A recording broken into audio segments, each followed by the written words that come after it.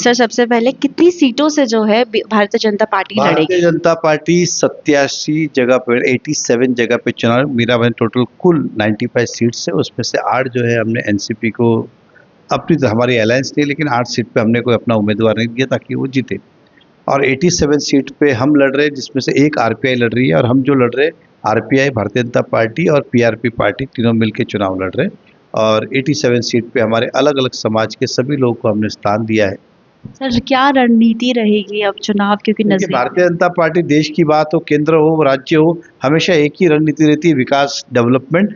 हमने जो काम किया वो जनता तक पहुंचा, और जो करने वाले वो जनता के बीच में रखे, क्योंकि अल्टीमेटली तो चुनाव को जो वोट मिलता है इसी के लिए मिलता है, बाकी तो सब बकवास बातें होती रहती है। उदाहरण के तौर पे जनता इसलिए चुनती है कि उनका काम किसने किया और आने वाले समय में कौन करेगा, और मुझे विश्वास है यही मुद्दा काफ़ी है चुनाव लड़ने के लिए।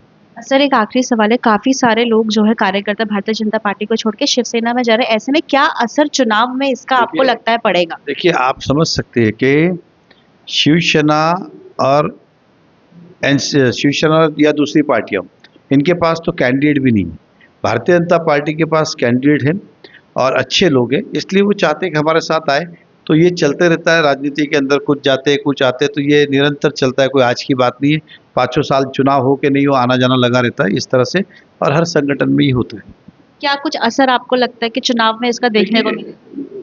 कार्यकर्ता का सम्मान है, कार्यकर्ता के दम पे ही पार्टी है, लेकिन ये भी बात उतनी सत्य है कि जनाधार जो है नरेंद्र मोदी जी और देवेंद्र फडणवीस जी के प्रति उनका अटूट विश्वास है, और भाजपा के प्रति विश्वास है।